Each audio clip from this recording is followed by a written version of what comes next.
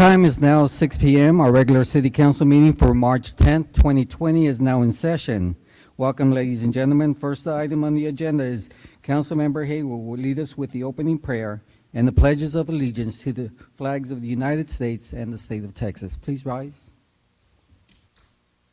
Good afternoon. Everyone bow your heads, please. Heavenly Father, I come to you with a bowed head and a humbled heart, knowing that we are blessed by you because you allowed us to arrive safely. I want to thank you for the many blessings you've bestowed on us. Thank you for life itself. Thank you for the measure of health that we all need to fulfill our callings.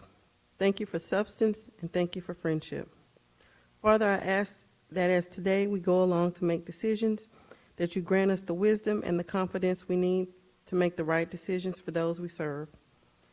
Father, I ask you to continue to give us the ability to work in harmony with one another. God, I ask that you continue to watch over and protect and give guidance to the city staff and our many committees and volunteers that help aid in making this city great. Father God, I want to thank you for the courageous men and women who have chosen the dangerous jobs to be our first responders as well as our military members. Thank you for giving them the courage and the ability to serve a cause greater than themselves. Thank you for their families that serve as well, since we know it takes a strong, loving family willing to make the sacrifice of time that they get to spend with their loved ones. My continued prayer for them, Father, is that they feel the love, respect, and gratitude from this community. And dear God, I ask that you continue to watch all of us that live and work here in Schertz.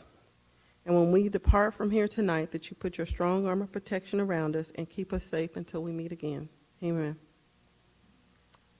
I pledge allegiance to the flag of the United States of America and to the republic for which it stands, one nation, under God, indivisible, with liberty and justice for all. Honor the Texas flag. I pledge allegiance to thee, Texas, one state, under God, one and indivisible.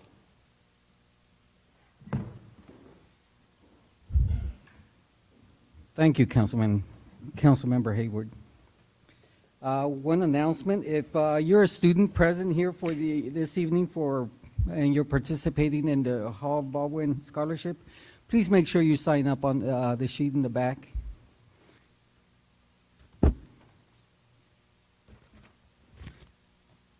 Okay, next on the agenda is the Guadalupe Regional Medical Center Prescription Assistance Report. We'd like to welcome Dr. Jerry Riggs. Thank you for providing the information in the report, sir. The floor is yours.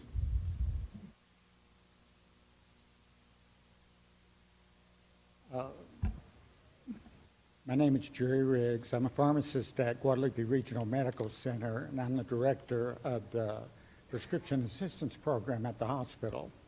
I've been working at the hospital now for about 9.5 years. It's a great program that we're doing there.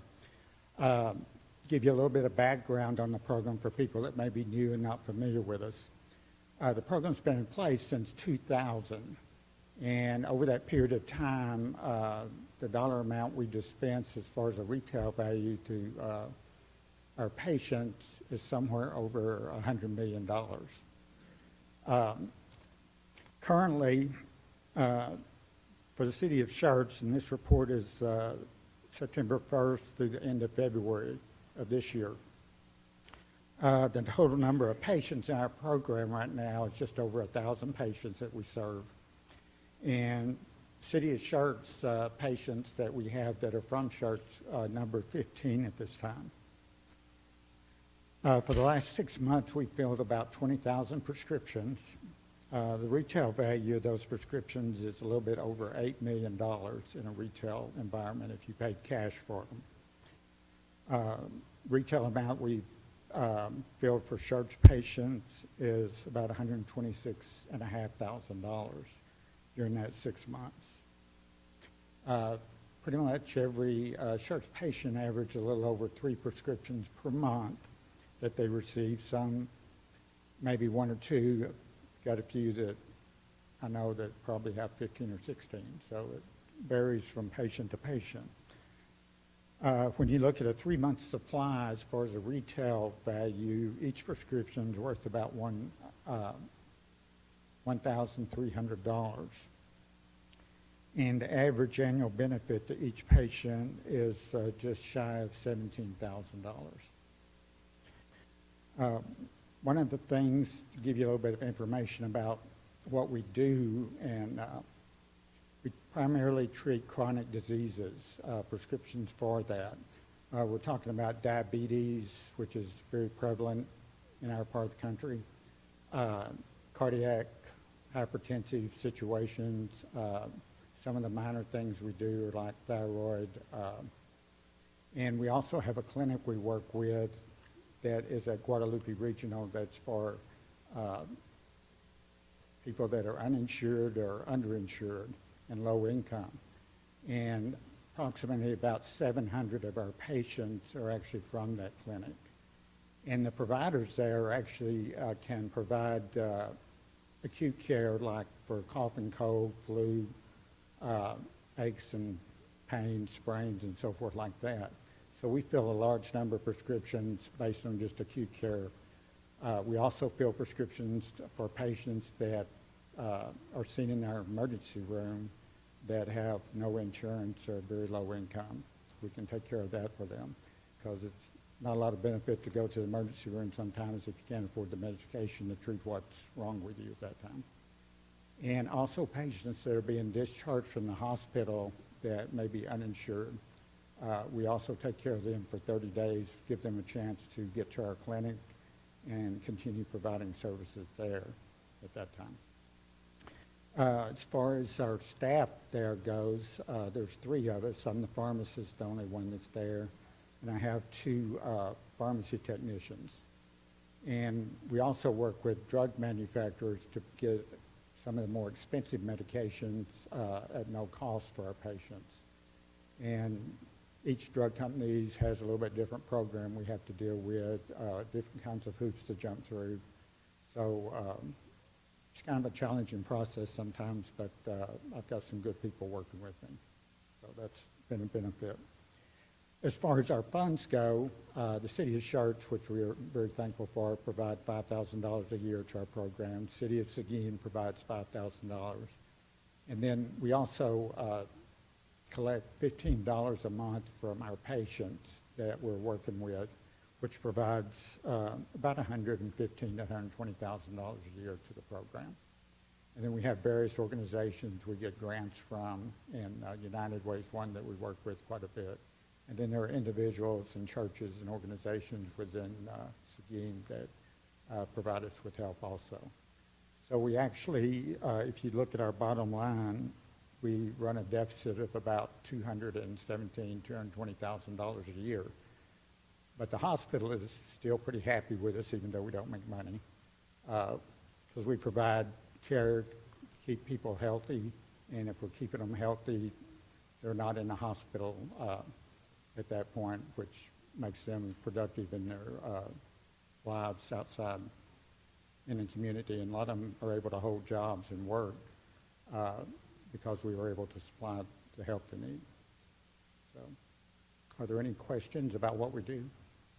Let's see. Council, floor is open for discussion. Councilmember Dollar. First, let me say, y'all, you've got a great program there. The return on investment is great for both the communities, and really appreciate the efforts.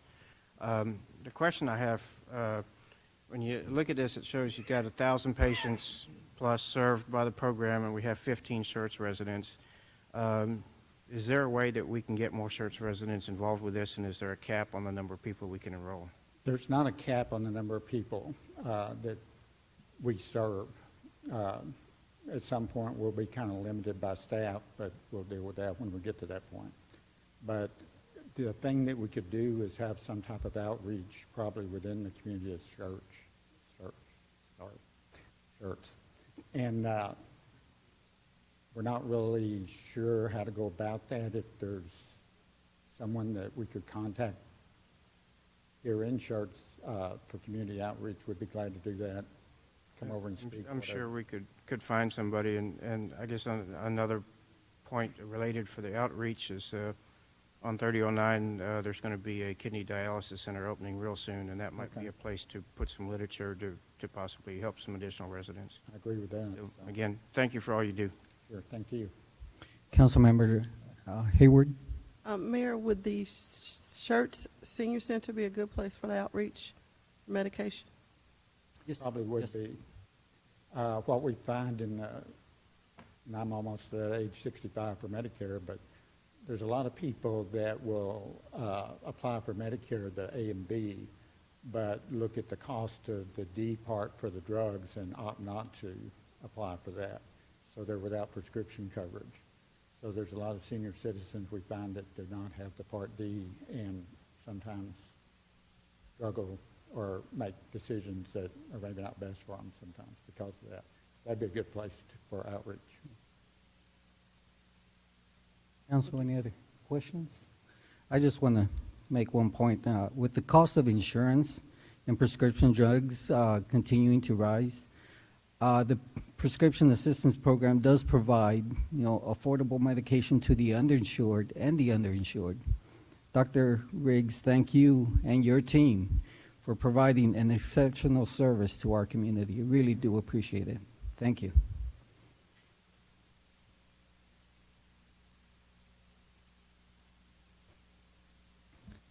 Okay, we'll continue with the city events and announcements. First, announcements of upcoming city events. Mr. James? Thank you. Just a reminder that on Thursday, March 12th, we have the Northeast Partnership meeting at 11:30, Olympia Hills Golf Course and Conference Center. Saturday, March 14th, the Nature Discovery Series featuring Discover Clues and Traces. That starts at 10 a.m. at Crescent Bend. Tuesday, March 17th is the Council HOA President's special meeting at the Civic Center. Thursday, March 19th is Employee Remembrance Day, 12 p.m., and that's over at 10 Commercial Place, kind of in front of Public Works. And that's what we've got. We're back with City Council on Tuesday, March 24th. Thank you, Mr. James. We'll go to employee recognition. First is EMS.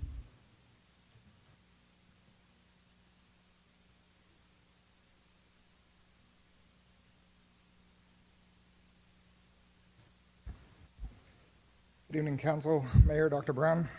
Tonight, I'd like to take the opportunity to introduce you to two new employees in the EMS department. Excuse me. First, I'd like to introduce to you Amber Ross.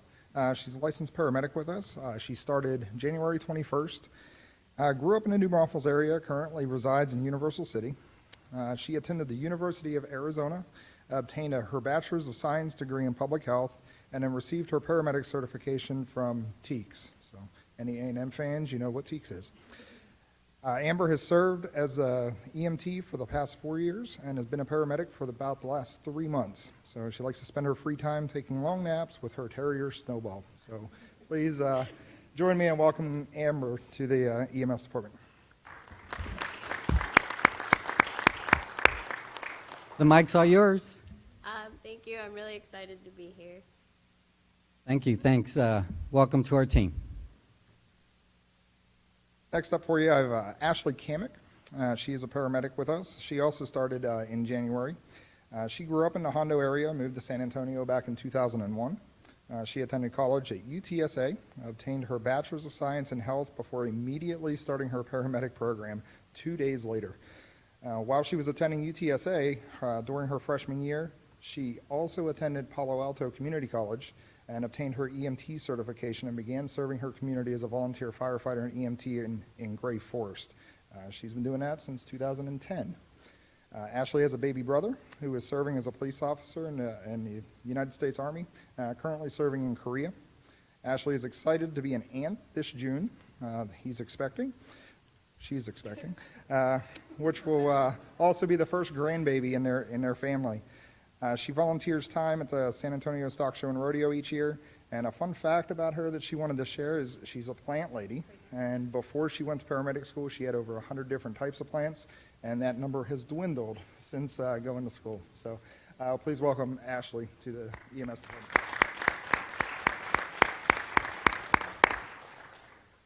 Thank you. I just wanted to thank the City of Schertz and Schertz EMS for the opportunity to work with them. I've had an absolutely great time, and I can't wait to see what the rest of this holds. Again, welcome to our team. Welcome to our team. Please. Thank you. Next is Fleet Services.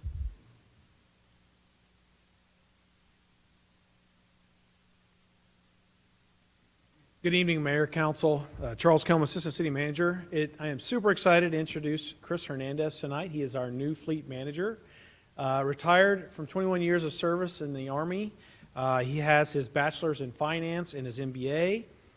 Proud father of 5. Let's see if I get this right. You've got one who's about to get his BA in Criminal Justice, another who is getting her degree in Education. You have a son in high school, and a proud father of twin girls who are 3, right? So a huge family.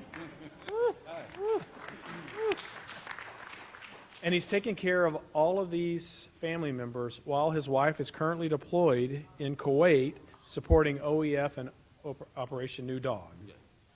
And so just a huge family man and taking care of lots, both for us and the city, 400 pieces of equipment. So we're really excited to have you here and welcome Mr. Chris Hernandez. I was going to say thank you, and I'm really looking forward to this opportunity working here in the city of Schertz. Welcome to our team.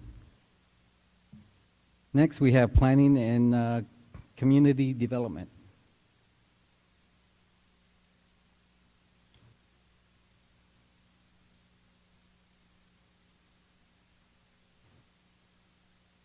Good evening, Mayor, Council. Tonight I have the honor to introduce Megan Harrison, our new planner. She was born in San Antonio and is an only child. She graduated from Marion High School in 2013 and Texas State University in 2018 with a degree in Urban and Regional Planning and a minor in Public Administration. She comes to Schertz with 2 years of municipal experience while working at the City of Marion. She's excited to apply that municipal knowledge and help the city grow here. Megan married her high school sweetheart in May of 2018. She and her husband enjoy fishing, relaxing on the weekends, hanging out with family and friends, and taking vacations. Megan and her husband live in Marion. They have 3 dogs and are expecting their first child in May, and they are excited for their new journey and all the new adventures ahead. Thank you. Mike's all yours. Just excited to be here. So. Well, welcome to our team, Ms. Megan. Next, we have the Police Department.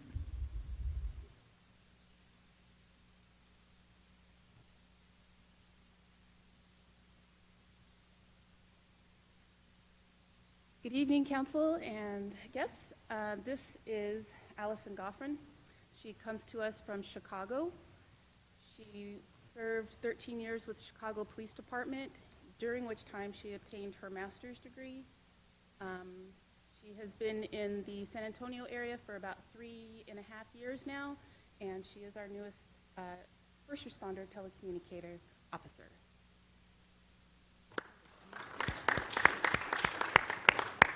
Just wanted to say thank you for allowing me to work for your city, and I look forward to serving the citizens of Schertz for many years to come.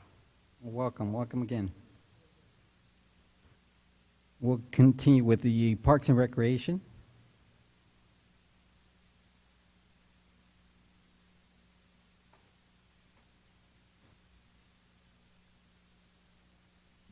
Good evening, Mayor, Council, Dr. Brown. Joining the Parks, Recreation, and Community Services Department is Miss Michelle Yang.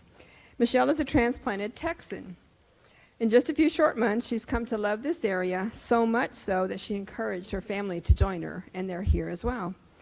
Michelle has a background in recreation, both as a player and on the programming side. Her favorite sport is volleyball, though she enjoys all sports.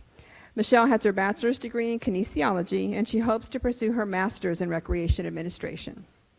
Upon completing her last final in her undergraduate degree, Michelle exchanged her rent money for an airplane ticket to Japan. Visiting a family member who was attending school in the country, she realized fast food in Japan is way better than our McDonald's or our Wendy's. With only a few weeks under her belt, we are looking forward to having Michelle grow with our team and our events. Michelle Yang. Michelle.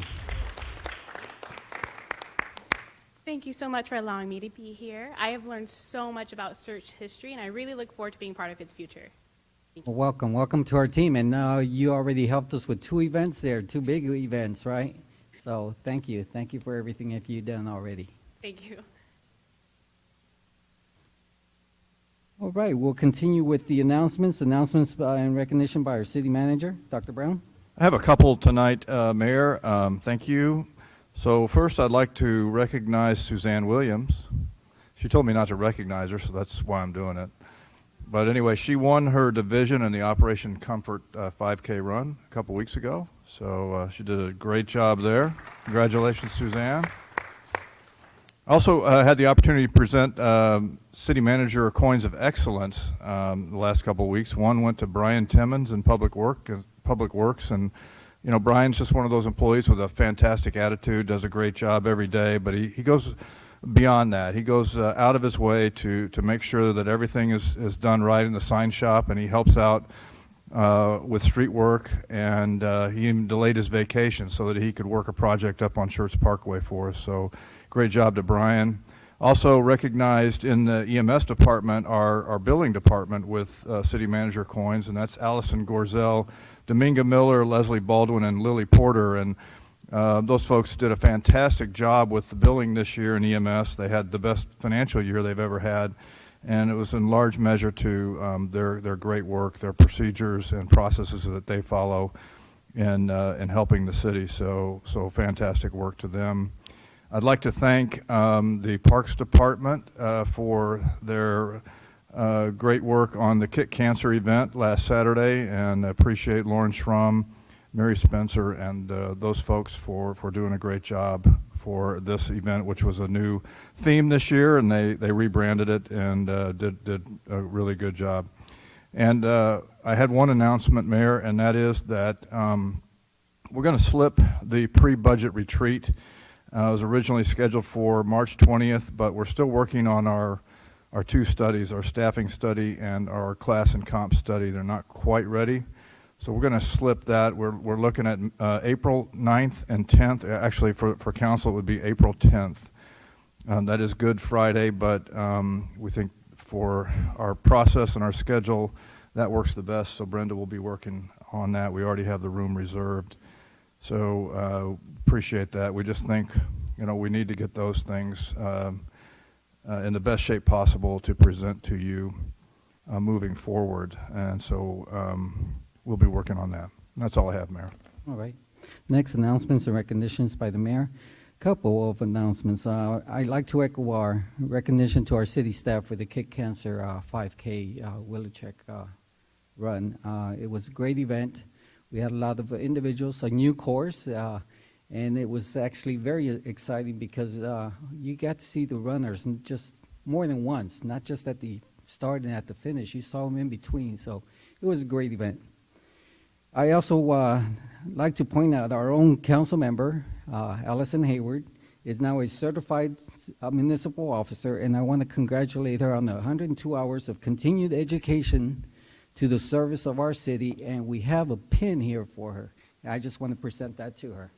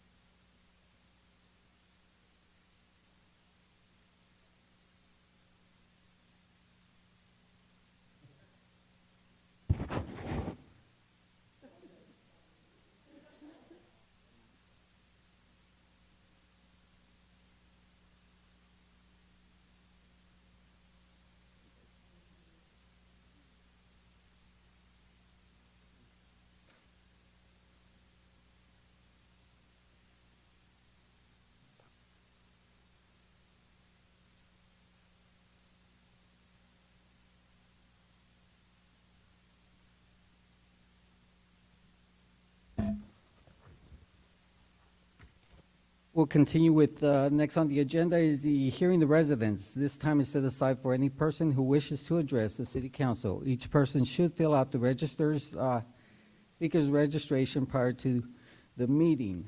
We have a couple of individuals that signed up. First is Mr. Ken Greenwald. I'd like to point out presentation is limited to 3 minutes, and for the record, could you please state your name and address?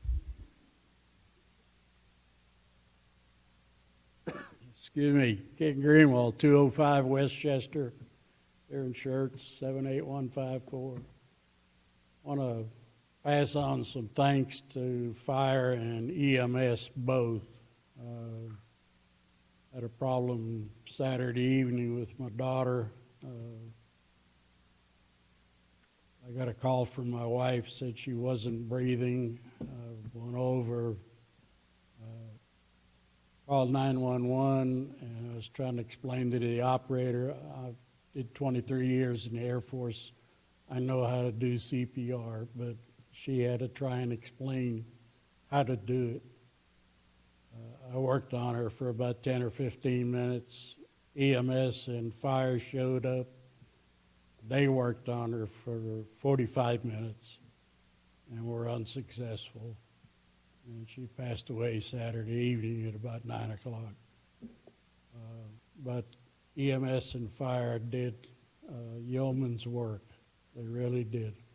I want to thank both departments for it. Okay?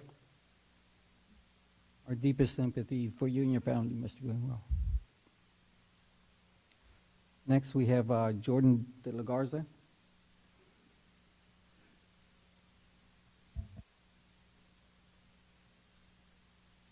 Hi, how are y'all doing? I'm the District Field Director for Monica for Congress.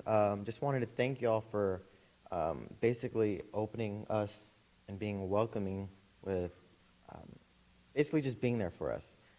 We've heard your thoughts, and thank you for all y'all have done in this community. We're excited and fired up to be the front runner in this runoff. We have a lot of exciting things coming up. Monica's going to be in Washington, D.C. next week. She just got interviewed by the New Yorker. We have another big endorsement coming up. So like I said, we're just really excited, and thank you for all you have done. I briefly overheard Councilwoman Allison Hayward talking about a story, and it just briefly reminded me what hard work and diligence can do. This campaign is only 4.5 months old, and we've gotten 43.5% of all the votes in this district, with our second opponent getting 39%. So we're going to be working extra hard, but having said that, we want to hear what you want, what concerns you, because just because we're your representative doesn't mean we're not going to listen. We are an example of a democracy. So what you feel affects you and what concerns you most, we want to hear it because we're your representative. So once again, thank you for all you have done. We ask for your vote in the runoff. Thank you.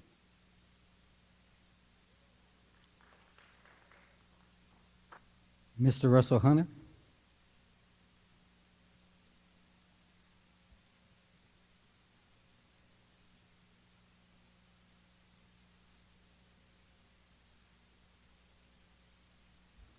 Good evening, Mayor, Council, Dr. Brown. I'm here representing Maggie Titterton and the Chamber, and so here are today's announcements. Next Tuesday, March 17th, is our State of the Education Luncheon. Superintendent for SCUSID, Dr. Clark Eli, and from Northeast Lakeview College, Dr. Veronica Garcia, will be giving updates and information about the successes from 2019, but also what's coming up in 2020. The taste tickets are on sale at the Chamber office until next Wednesday, March 18th. Seniors and military tickets are $15. Children 3 to 11 years old are $10, and general admission is $25. It will be located at Retama Park from 5 to 8 p.m., and we will feature dozens of vendors from our areas, restaurants, as well as craft beer and wine. Our next EPIC Education Business class will be April the 22nd at the Noble Event Center in Cibolo. The topic will be about business branding. For more information and to register for the class, go online to thechamber.info or call the Chamber office at 210-619-1952. Thanks. Thank you for the information. We'll continue with a workshop. Item number 1 is the roadway capital improvement plan, the CIP. We have a presentation by Mr. Novak.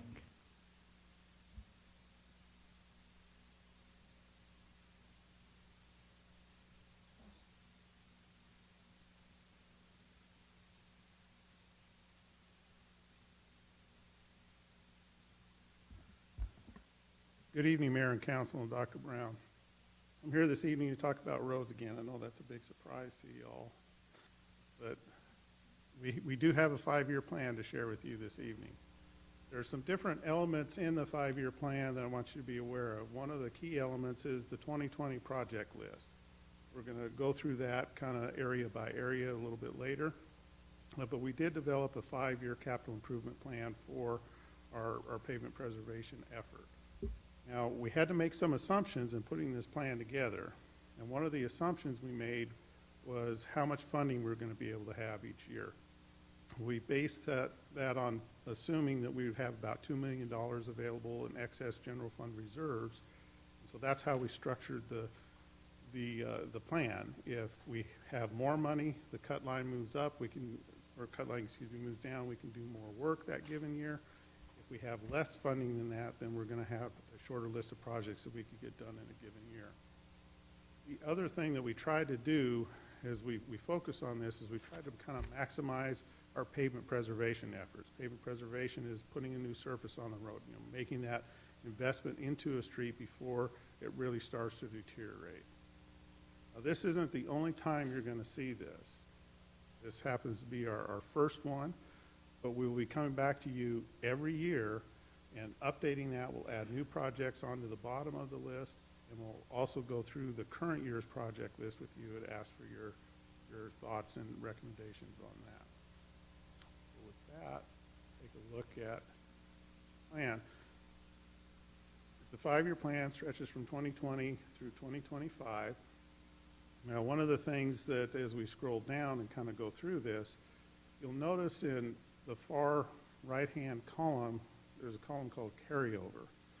And what that is trying to hold to that $2 million figure per year. There are some years we do a little bit less work, so we have a little extra funding that we would carry over to the following year, so we would have enough money to do a needed project. So the 2020 is a list of a lot of preservation, not a whole lot of rehab reconstruction, and some planning studies, and also updating our PCI data. You'll see that again down near the bottom of the plan. That's something we want to do at regular intervals. If you look at the next year, you'll see there's not a whole lot of projects listed there. And the reason for that is we've got some expensive projects that we want to get done. One of them being L-Bell, installing some storm drain and doing an overlay on it. And the other is overlaying Schertz Parkway from Woodland Oaks up to 35. Those cost a fair amount, and that's why those two are basically eating up that entire year's anticipated budget. If we go into the following year and we start to scroll down, see the other years, 2022 is where we would look to not spend the full amount, to have some carryover so we could do something in the following year. So we do have some rehabilitation as well as some pavement preservation, a combination of doing some chip seal or slurry seal on some streets as well as doing an overlay on a couple other streets. Now, as we go through this, as other things come into play, if we have development on a street or some other issue comes up, we may have to move one project from one year to another, but if we have to slide one project down a year for something, we would move something else up to take its place. There may be some changes in the list, but there won't be changes in the work that we're wanting to accomplish. It just may happen at a different time depending on the situation that we're faced with. So as we go from 2022 to 2023, we have a bigger project that we're trying to fund, and that would be addressing Bainey Drive. It's taken us a while to get that in the list, again, because of the funding constraint that we applied at going into this of only having $2 million available per year. If we continue down, we look at 2024, and our project list kind of shrunk again. And a primary reason for that is we're trying to carry over some funding to do a much bigger project in 2025. And that's why that list is as short as it is. And we're looking to do the design ahead of time in that, so we have a better plan of attack for the project for the following year. In 2025, one of the things that's on that list is the PCI study again. You know, that would be 5 years out, 5 years from now, to look to do a comprehensive reevaluation of all of our streets and update our PCI scores. That's the 5-year plan. Now, you may look at that list and say, well, wait a minute, John, I remember when we had our budget workshop, we had kind of 3 different lists of projects. We had the preservation list, we had the rehab rehabilitation list, and we had an added capacity list. You notice in this 5-year plan, none of the added capacity ones are on there.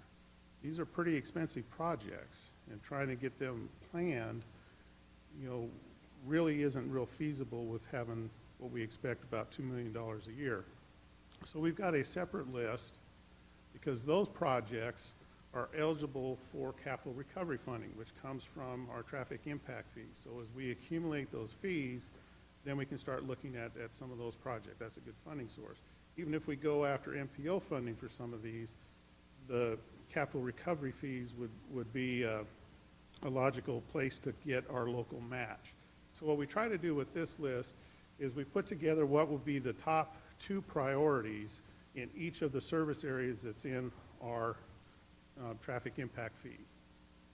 And so you can kind of go down through the list. Now there's a little bit of overlap. It may look confusing.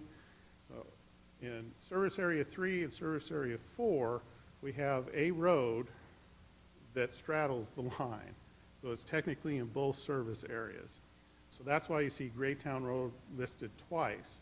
And that doesn't mean you would combine both of those, that the total cost of that project is $5.8 million. The total cost is $2.9 million.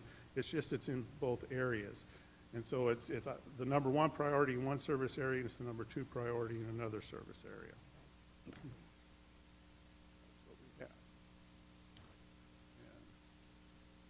And we'll go into,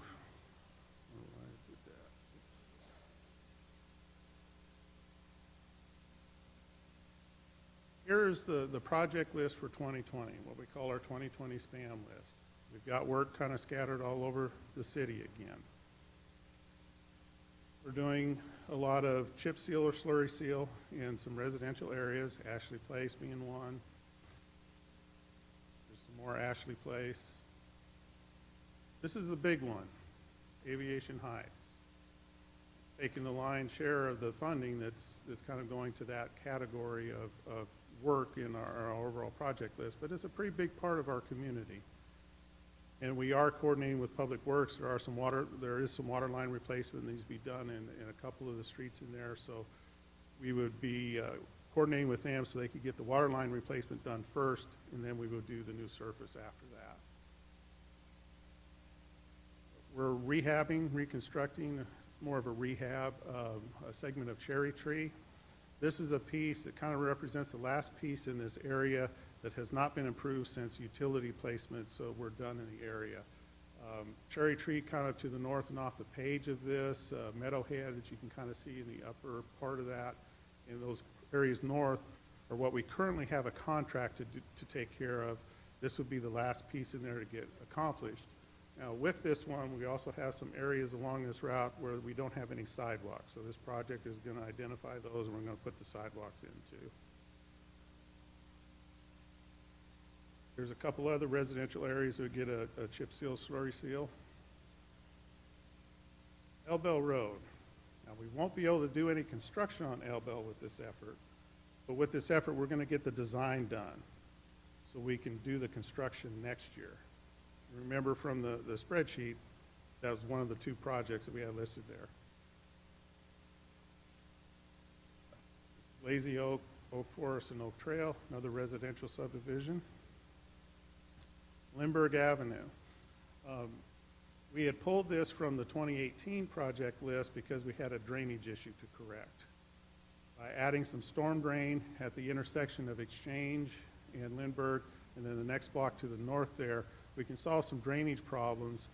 And so that project made the project cost a little bit more. We needed a little bit more time to develop that. That's why they got moved to this year. But we'll get it done this year. And then we have 2 residential areas up in the North Cliff area that would receive a chip seal slurry seal. Savannah Square, same thing.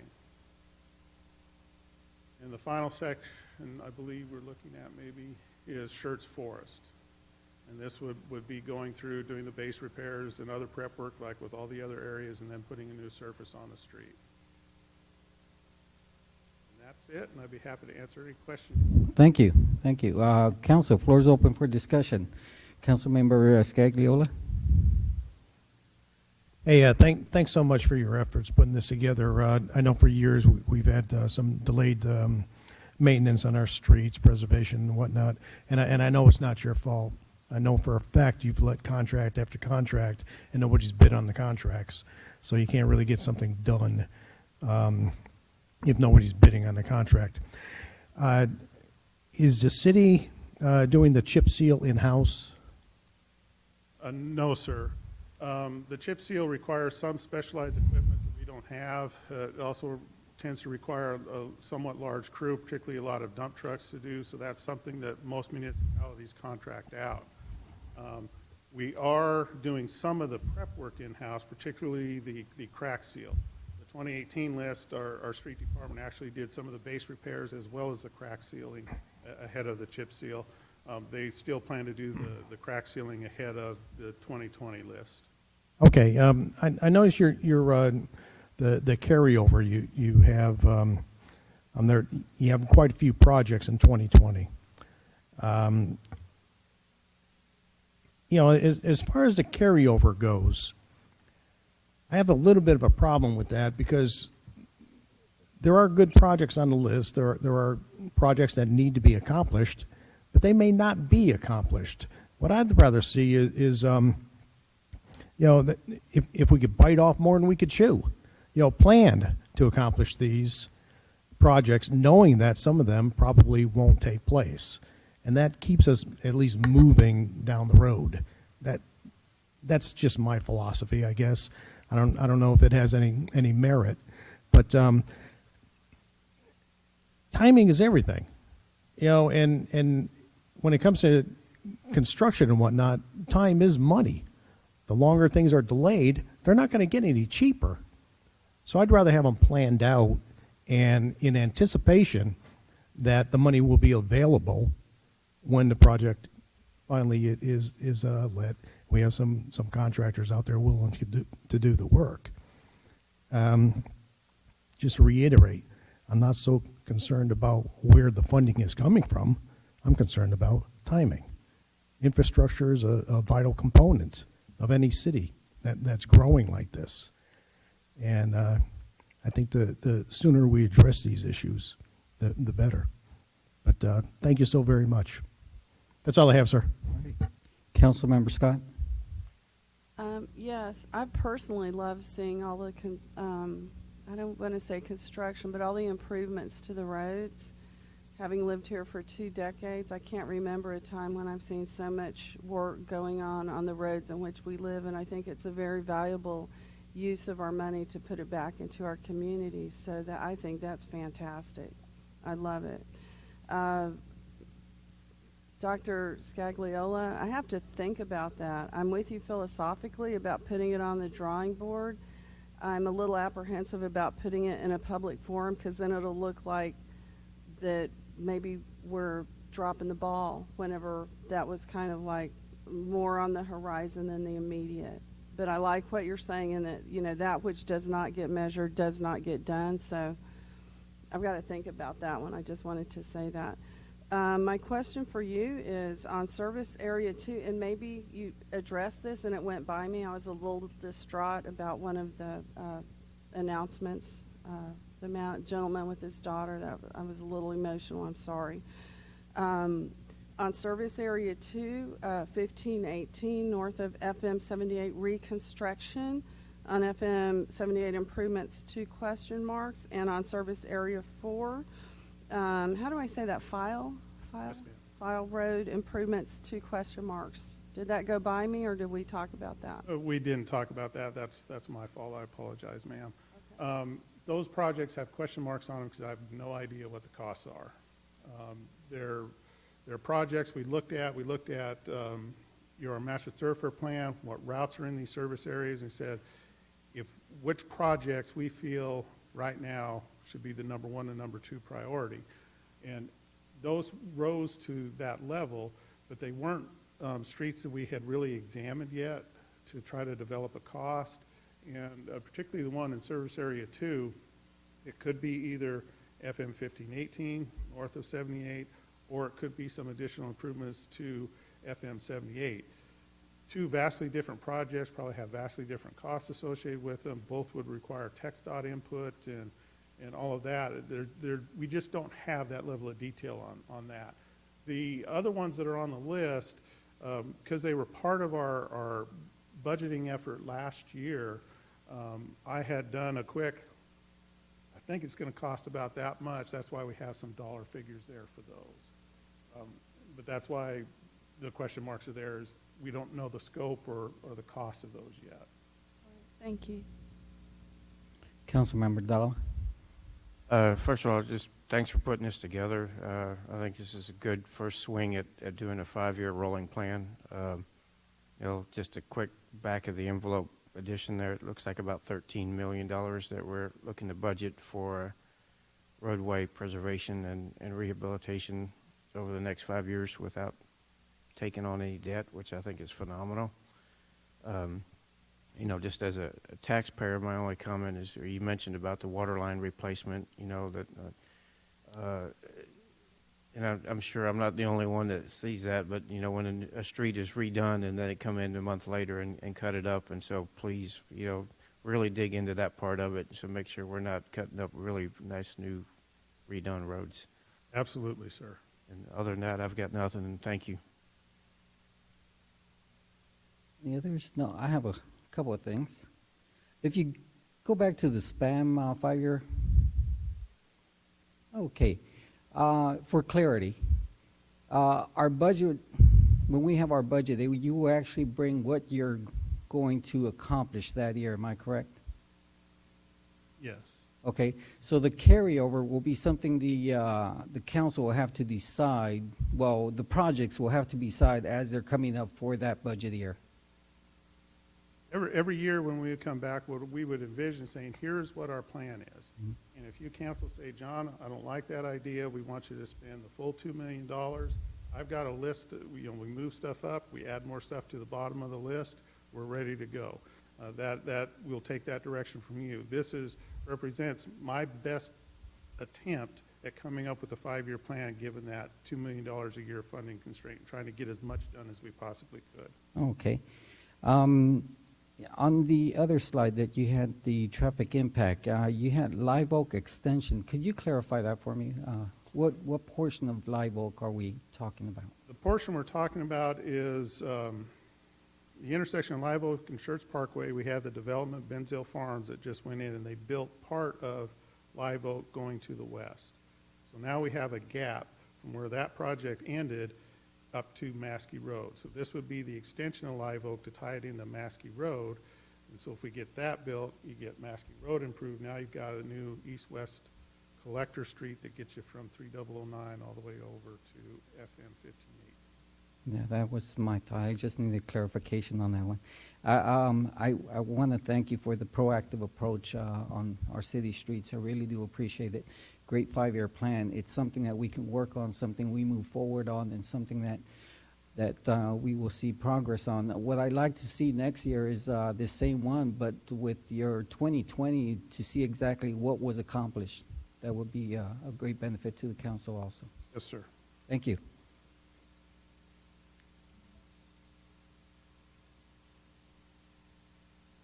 We do have 2 items on the agenda. One is on the consent agenda. The other, I believe, is item 9. And if you guys agree with the 2020 list that we have up there, we have two consultant contract award items that would, one for the Kimley Horn contract, that would allow us to do the design for the chip seal, slurry seal areas, and the other one for Ford Engineering would allow us to do the design for the storm drain and overlay on Elbell. Okay, thank you. All right, no other questions. We'll move on to the consent agenda items. Consent agenda items, item number 2 is the approval of the minutes of the regular meeting for February 25th, 2020. Item number 3, resolution number 20R24, a resolution by the City Council of the City of Schertz, Texas, authorizing expenditures for Ford Engineering Incorporated, totaling no more than $200,000 for professional engineering related services on the Elbell Storm, Drain, and Overlay Project and other minor projects during the 2019-2020 fiscal year and other matters in connection therewith. Item number 4, resolution number 20R27, a resolution by the City Council of the City of Schertz, Texas, authorizing the extension for 1 year of the bank depository agreement with the Schertz Bank and Trust and other matters in connection therewith. Item number 5, resolution number 20R28, a resolution by the City Council of the City of Schertz, Texas, approving an interlocal agreement amendment between the City of Schertz, Texas, and San Antonio River Authority for the sewage, transportation, treatment, and disposal in Southern Schertz and other matters in connection therewith. Item number 6, resolution number 20R29, a resolution by the City Council of the City of Schertz, Texas, approving a budget amendment to the Schertz Seguin Local Government Corporation fiscal year 2019-2020 annual budget and other matters in connection therewith. This also reference to SSLGC resolution number SSLGC R20-03. Item number 7, resolution number 20R26, a resolution by the City Council of the City of Schertz, Texas, approving a request for a Schertz Main Street Local Flavor Economic Development Grant for 403 Main, 405 Main, 533 Main, and 619 Main Street in the City of Schertz, Texas, and related matters in connection therewith. Item number 8, appointing Ms. Beverly Clark for the remaining term of Letitia Seaver as a regular member on the Library Advisory Board and appointing Errol Platt as an alternative for the Planning and Zoning Commission. Okay, Council, item number 8 will be removed by staff for clarification and discussion. Is there any other items that you'd like to remove? Yes. I don't want to remove, but if it's okay with everyone else, no objection, I'd like to move item number 9 to consent. Okay, item number 9. Let's see. Item number 9 is resolution number 20R25, a resolution by the City Council of the City of Schertz, Texas, authorizing expenditures with Kimley Horn Associates Incorporated, totaling no more than $200,000 for personal engineering related services on the 2020 span resurfacing project and other minor projects during the 2019-2020 fiscal year and other matters in connection therewith. Council, any objections to moving item number 9? Mayor, doesn't it need to be voted on in order to move it? Yes, it does. So Okay, somebody needs to make a motion to move it, and then we can move it. Okay, I take it Ms. Hayward's request is... That we, Okay. that we add item number 9, resolution. Okay.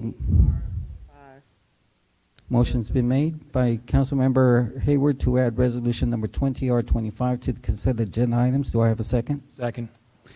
Second by Councilmember Davids. Okay. Council, any other comments? Or? Yes, this is Councilmember Scott. One, it isn't to change anything, but I did notice on resolution 20R27, on page 62, there seems to be an interview evaluation form superimposed over the contract. I don't know how that happened or if my little thing's acting up or what, but I wanted to bring that to your attention. page 62. Other than that, everything looks just fine and dandy.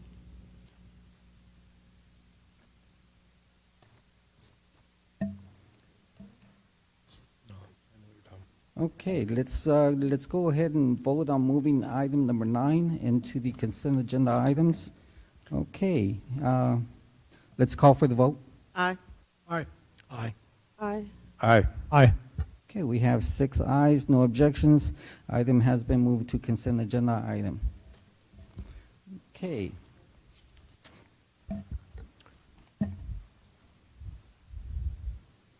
Okay, so do we have a motion to approve consent agenda? Mayor, I make a motion to approve consent agenda items 2 through 9. Okay. Okay. We have consent agenda. Okay, that was Dr. Scagliola, second by Hayward. But the actual ones will be number 2, 3, 4, 5, 6, 7, and 9. 8 has been removed. Then I do amend it to omit 8. How's that? Okay. Once again, a motion has been made by Councilmember Scagliola, second by Councilmember Hayward for agenda items 2 through 7 and number 9. And 9. Okay. Any other comments? If not, let's go ahead and call for the vote. Aye. Aye. Aye. Aye. Aye. Okay, 6 ayes, no objections, motion passes. Let's go back to item number 8.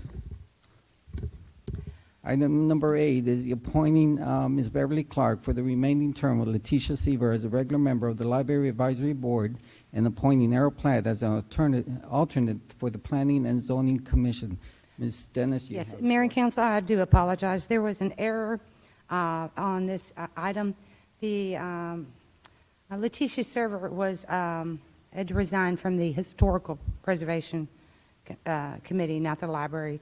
Therefore, what we normally do is move up the alternate, so we will not be taking action on that because Letitia is going to stay on the library board. What we are going to recommend to the council, based upon vetting Mr. Earl Platt's application through the interview committee, we are recommending that we appoint Mr. Earl Platt as an alternate member for the Planning and Zoning Commission.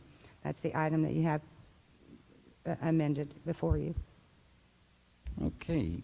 I'd like to go ahead and make that motion to approve the appointment. Are we approving the appointment of Ms. Beverly Clark?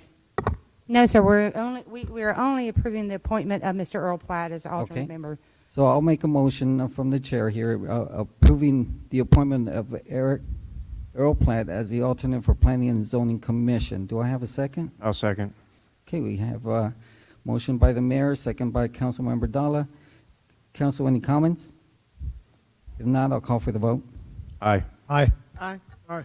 Aye. Aye. Okay, we have 6 ayes, no objections, motion passes. Thank you.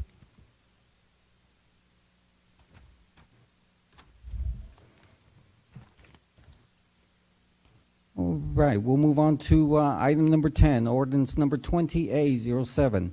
An ordinance by the City Council of the City of Schertz, Texas, approving the extension of the boundary lines of the City of Schertz, Texas, by the annexation of approximately 0.5 acres of land located on or at 13805 IH-10 East, City of Schertz, Bexar County, Texas, and this is our first reading.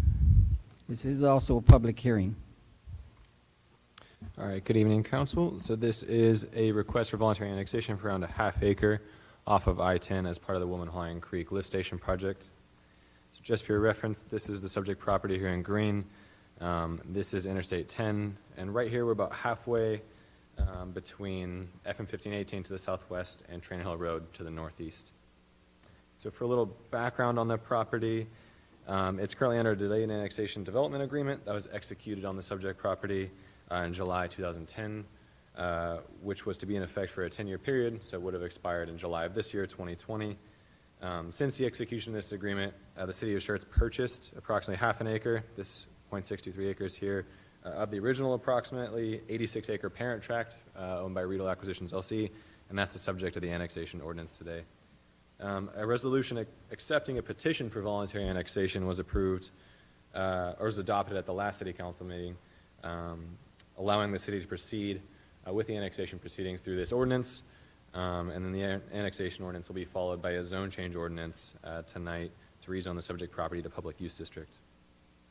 The city's engineering department is requesting this voluntary annexation in the city in order to utilize the property as a lift station in order to better serve the residents of South Schertz and allow for the continuation of safe and orderly development done there. This lift station will be part of the Woman-Hine Creek wastewater line project. Also, in accordance with local government code on the data annexation, the city must provide public services to the subject property that are within the city CCN. With that being said, staff is recommending approval of the annexation as submitted. We do have a member of the Schertz Engineering Department here if there are any specific questions. Besides that, we're recommending approval. Thank you. Thank you. This item is on the agenda for a public hearing. If there's anyone in attendance who would like to address the council in reference to this subject, please step up to the mic.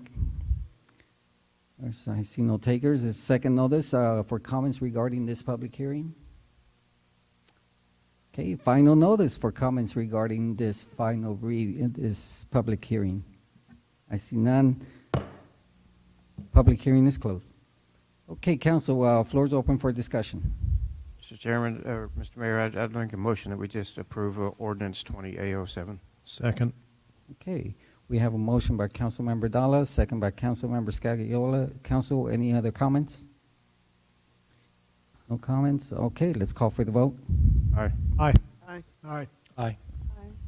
Okay, we have 6 ayes, no objections, motion passes. We'll proceed to item number 11, ordinance number 20S08, an ordinance by the City Council of the City of Schertz, Texas, amending the official zoning map by rezoning approximately 0.5 acres of land to public use district. That's a pub located at 13805 IH-10 East, City of Schertz, Bexar County, Texas. This is also the first reading. So this is the zone change application for the subject property that you just approved the annexation of. And just again, as discussed, the goal is to rezone the property to public use district in order to develop it the property as a lift station. 3 public hearing notices were mailed out to the surrounding property owners for the Planning and Zoning Commission meeting, and a notice is published in the paper for this council meeting, and we have received no responses so far to these public hearing notices. This is a copy of our zoning map. As you can see, the subject property with the gold star here is under a delayed annexation development agreement within our ETJ. It's surrounded by the rest of the parent tract that's also under delayed annexation development agreement in the ETJ, a property that's zoned pre-development that's currently undeveloped, and then the I-10 right-of-way. So the proposed zone change to public use district should have no adverse impact on the surrounding development. Looking at the comprehensive plan, here this light green color is agricultural conservation, and this red here is highway commercial. So the South Schertz sector plan designates the subject property as agricultural conservation, which is intended to preserve much of South Schertz in a rural agricultural state. The proposed rezone is in conformance with these goals and objectives because the public use district will allow the city to develop it as a lift station, once again, which improves the city's ability to serve our residents in South Schertz through municipal wastewater service. The Planning and Zoning Commission met on February 26th, had a public hearing and offered recommendation of approval, and staff has also recommended approval of the zone change as submitted. Thank you. Okay, once again, this item is an open public hearing. If there's anyone in attendance who'd like to address the City Council in reference to this subject. Second notice or comments regarding this public hearing. Final notice for comments regarding this public hearing. Public hearing is closed. Council, floor is open for discussion. Councilmember Dalla. Mayor, I make a motion that we approve ordinance 20S08. I second. Okay, we Councilmember Davis second the motion. Okay, motion was made by Councilmember Dalla and second by Councilmember Davis. Council, any other comments? If none, let's call for the vote. Aye. Aye. Aye. Aye. Aye. Okay, 6 ayes, no nays, no objections, motion passes. Okay, we'll continue with the roll call confirmation. Our City Secretary, Brenda Dennis, will provide the roll call vote confirmation regarding items number 2 through 11.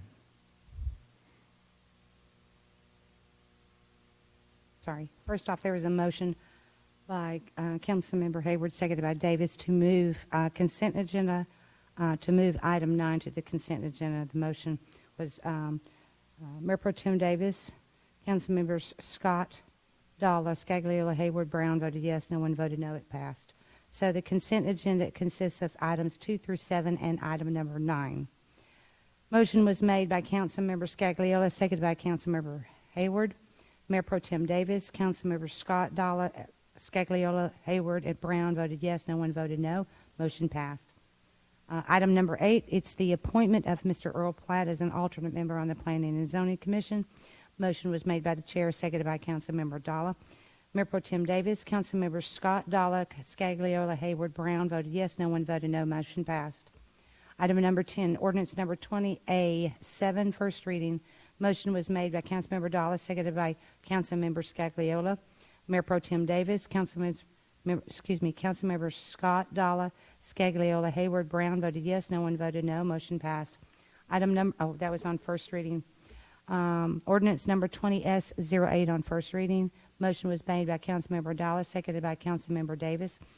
Mayor Pro Tem Davis, Councilmembers Scott, Dalla, Scagliola, Hayward, Brown voted yes, no one voted no. Motion passed. Thank you, Ms. Dennis. We'll proceed with the workshop. We will continue with the workshop update concerning the coronavirus COVID-19. Our EMS Director, Mr. Jason Mabbitt, you have the floor, sir.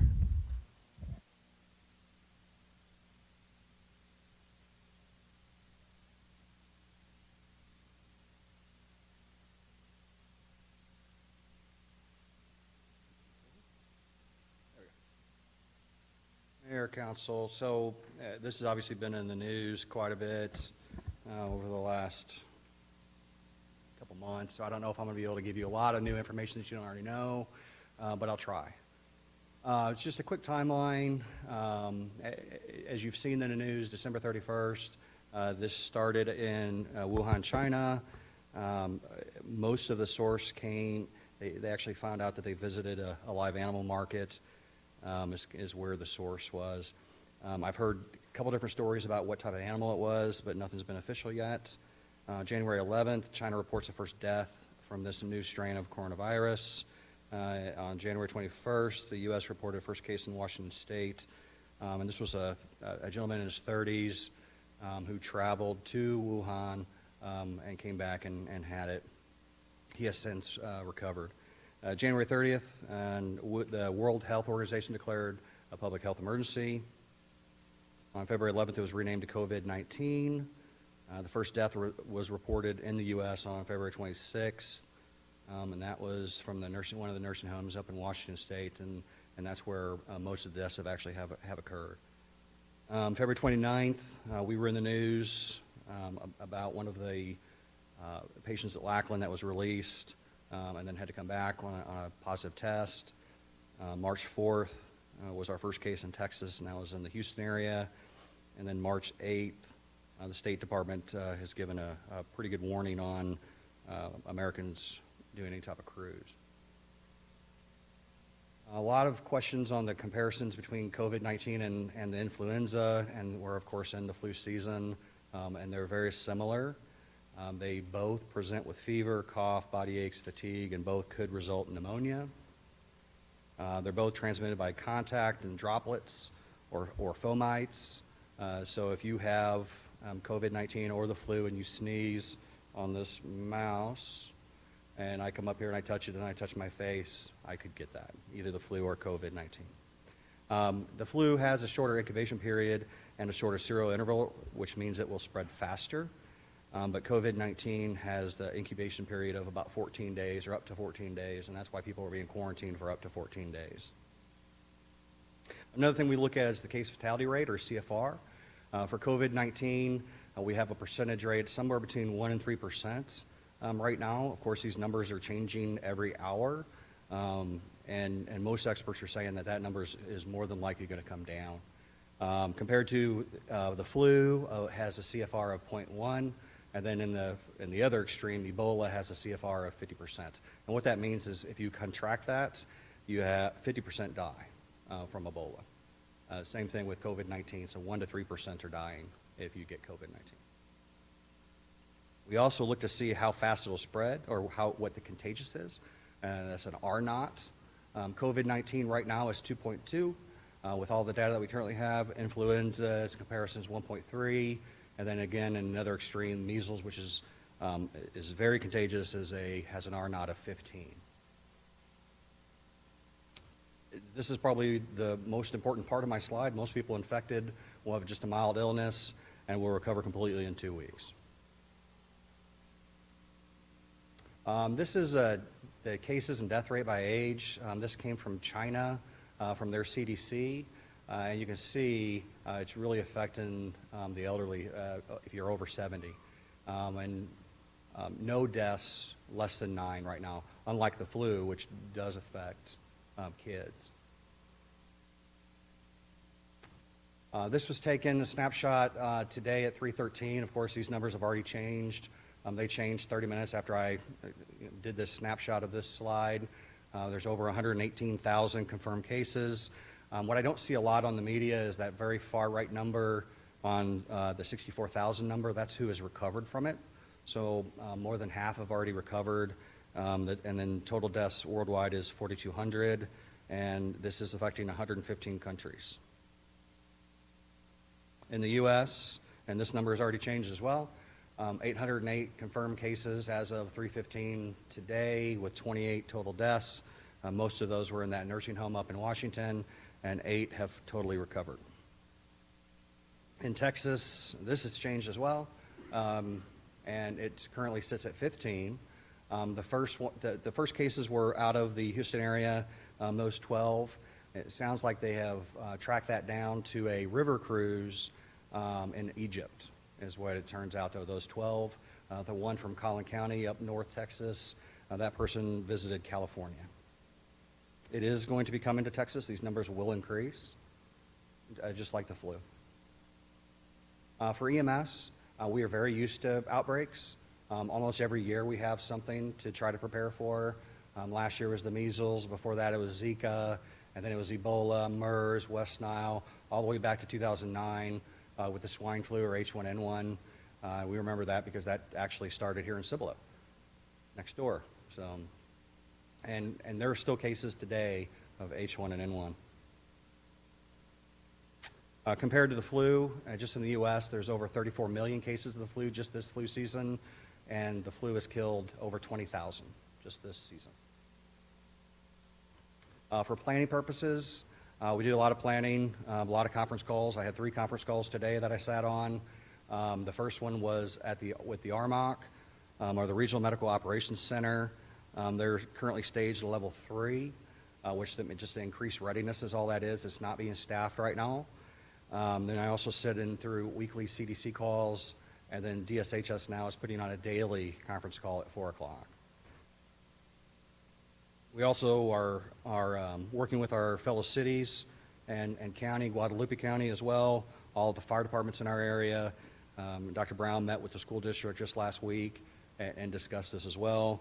We are out visiting the skilled nursing facilities or nursing homes, assisted living facilities, just to see if we can help in any way, is all we're doing there. We track our flu-type calls. These are patients who have flu-type symptoms, like fever, and we want to make sure that we're not seeing any big spikes. We get about 3 a day. We also looked at this from a region as well, and you can see our flu calls over the last 6 months. And that's about normal for what we saw last year as well. For preparation, so if somebody does call 911 and has some symptoms of COVID, it starts with our dispatch center. We gave them pre-arrival screening. This is all, it was sent out to all the regional dispatch centers, and this is what they'll use if somebody complains of general illness or flu-like symptoms. They'll ask them any of these questions on the left, box 1. Do they have a fever? Do they have a cough? Any difficulty breathing? Really any flu-like symptoms? And then, of course, if they do, they then ask the travel questions. Have they been to any of those affected countries, or have been around anybody that has been around those countries as well?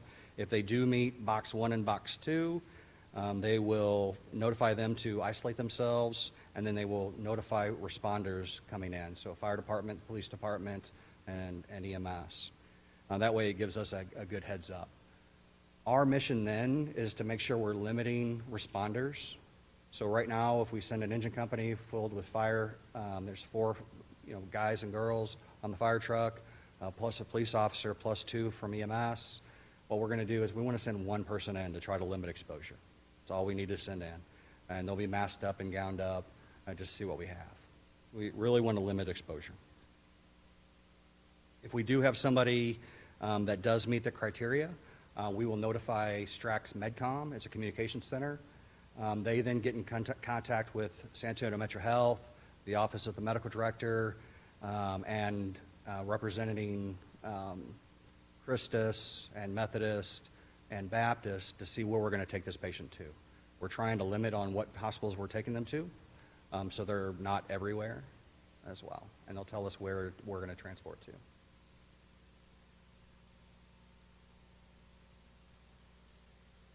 So for EMS, the first thing we did when we knew this was coming was we inventoried our personal protective equipment, or PPE. We want to make sure that we have plenty for our staff. So gloves, eye protection gowns, surgical masks, those N95 masks. That's an N95 mask, and that's an N95 mask. These are all very difficult to get nowadays, as you can imagine. So we wanted to inventory, see what we had. We're also practicing conservation measures. So we brought all of our equipment back to our central supply, and we're giving it out in limited quantities to make sure we know exactly where it goes. The last thing we did is we wanted to make sure that our cleaning supplies killed this virus. We learned that lesson in H1N1 when we found that our cleaning supplies was not effective against the H1N1 virus. So we had to actually change. And that's one of the first things we did, and it does prevent it. So, the RICO, the Regional Infection Control Officer, so we are mandated by the state. All EMS providers have to have a designated Regional Infection Control Officer. And we don't have one internally. That would be pretty cost prohibitive. So us, as well as 20 other EMS services in the region, contract through STRAC. We contract UT Health, and we have a nurse that is a professional Regional Infection Control Officer, and so we can call her at any time. That also protects not only the EMS department, but our police department and the fire department as well for any exposures. So if we have any questions, we can just call them 24 hours a day. There is a lot of bad information out there, so I want to make sure I'm pointing out the good information. The World Health Organization, that's that first website, the CDC, DSHS with Texas, San Antonio Metro Health, and the county all are putting out good information. And of course, props to Linda and her staff for putting this on the Schertz website as well. They did a really good job as well, just for the public to see too. And I'll be more than happy to try to answer any questions that I can. Okay, council, floor is open for discussion. Councilmember Scott. I have a couple of questions. Does the regular face mask prevent, or no? You have to have the special ones? Yeah. So these masks, so you're going to see, I was at the airport last week. I flew into Florida then back, and I saw probably about 20 people wearing these. I don't know what type of medical problems they had. Now, if you have symptoms of COVID-19, then they are going to recommend that you have this so you're not giving it to other people, right? Mm-hmm. If you're healthy and you're trying to not get it from somebody, this does no good. So the Surgeon General sent out a text saying for the public, do not buy masks. I completely agree, because we're having a hard time finding them. Okay. And then secondly, at what point, like if God forbid it shows up here or whatever, at what point will it become like the social distancing thing that they're bringing up and the schools and all that, Yeah, closing schools. So they have closed some schools up in the New York area and the Washington area. It will come to Texas, just like the flu. We will listen to what the Department of State Health Services recommends, and San Antonio Metro Health, and the CDC. We'll take whatever advice they say. Okay. Thank you. Council, any other questions? No questions? I just have a comment. So, everyone within the surrounding area, we have to work together to confront this virus or any virus. It doesn't matter which one it is. Our first line of defense is protecting ourselves and our community. Therefore, we urge all residents to exercise sensible conduct. If you're sick, self-quarantine is probably the necessary step for this virus or any virus. It's a very powerful tool. Stay home, stay in your room. I mean, let's contain this. This must be our priority, containment, and not spread it around. I can honestly say that our team is going to be working hard. They're not dragging their feet, and they will take action. We have to find a perfect balance so that we can continue, and our priority will continue to be safety, the health, and the well-being of our community. Thank you, Mr. Mabbitt. Thanks for the information. We'll continue with requests and announcements. Announcements by our city manager, Dr. Brown. Nothing further, Mayor. Okay. Councilor, is there any items that you'd like to put on future agenda items? No? Yes. Councilmember Scott? Yes. I have seen a lot of increased traffic at the Crescent Bend Nature Park, which is fantastic. I like parks and I like them a lot, and I think people should go out and they should be outside. When you go outside, your blood pressure goes down, you live longer, you just feel better. I'm loving the increased traffic. I'm kind of concerned about the bicycle traffic on the pedestrian walking trails. This weekend, my husband and I were there. We counted 20 dogs being walked. I like dogs. They're very cute. It's fantastic. There were several families with 3 to 6 kids apiece. They either have large families or they're taking the neighbor kids with them. And there's moms and strollers. I'm concerned because there's been several times when the bicycles come whizzing by us on the trail. I worry for the poor little dogs getting nervous, not to mention the children. I should have put the children first, sorry. But I am concerned. Last month, the Boy Scouts from Universal City had 30 boys out there walking around, and the scout leaders were instructing them on how to find what plants to avoid and how to, hike properly and all that. It was so cute. But the problem isn't now so much, and there's some, I think that people are pretty considerate in Schertz, and, they'll yell, bike to the left or whatever. I'm concerned as time goes on, because I've seen that traffic out in Crescent Bend go from virtually nothing to like a lot of people. And when those apartments go up and more bikes come online, I'd like to see maybe this on a future. Do we have any policy in place? I know there's no motorized vehicles allowed, but certainly there are some streets that are barred off from cars where bikes can, drive in the back of the park. But I don't know. I was just concerned about the dogs and the kids and the bikes. And when those apartments come up, it can get real trafficy very fast. So. Okay, we'll get some information to you. Thank you. Councilwoman. Next, we have announcements by council members. Mayor Pro Tem Davis. Nothing, sir, other than attended the Housing Authority meeting last night. Okay. Councilmember Scott. Not at this time. Councilmember Dollar. I've got a few things. Last week, attended the Schertz UC ISD farewell reception for Dr. Gibson. It was sad to see him go, but I worked with him from when he first came in on the Community Advisory Committee, and he was definitely good for the district and good for the area. Also attended the YMCA 10-year anniversary party, the Kick Cancer 5K run walk.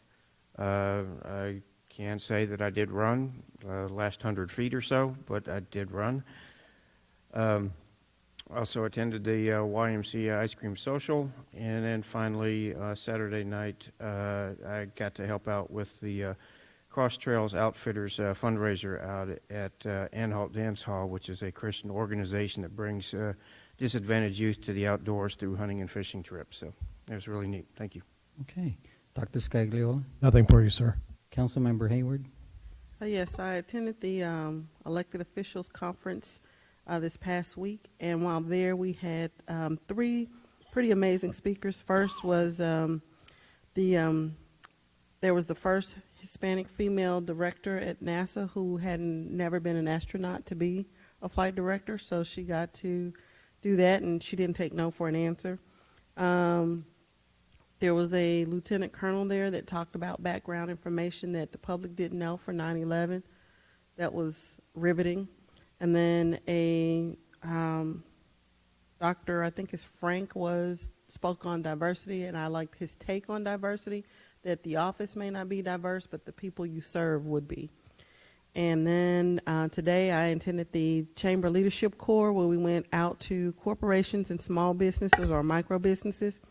And so we got to tour Caterpillar, Amazon, Benny Keith, and then the small business side was DOS Audiology and Remax Corridor. And it was just to see the leadership and styles of each company and how they go about doing things. And it was just phenomenal, from the largest to the smallest, and how they all had some commonality as far as the leadership goes. That is all. Hey, Councilmember Brown? Nothing tonight. Okay. I attended the Coffee with the Chamber, the Regional Housing Summit that was held here at the Civic Center also. That was very informative. Operation Comfort 5K for our wounded warriors, injured and ill service members. I also attended the TML elected officials conference in Frisco, Texas. Had fun at the Willowcheck Kick Cancer 5K, and I'd like to challenge everyone to join us next year for that 5K. Let's make it a memorable event for Tony Willowcheck, who served as our council member, and also the YMCA Ice Cream Social this past Sunday. It is now 7:27. We stand adjourned.